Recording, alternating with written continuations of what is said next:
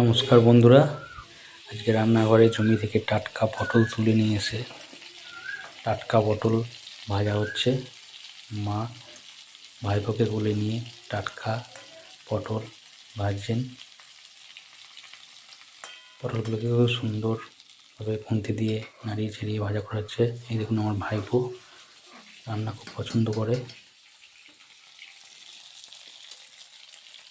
পটলগুলো খুবই সুন্দর, টাটকা পটল ভাজা প্রায় রেডি। এবার পটলগুলো তুলে নেওয়া হচ্ছে। রেডি হয়ে গেছে। কাঁসার থালার মধ্যে পটল ভাজাগুলো তুলে নেওয়া হচ্ছে। খুব সুন্দর ভাজা হয়েছে পটলগুলো।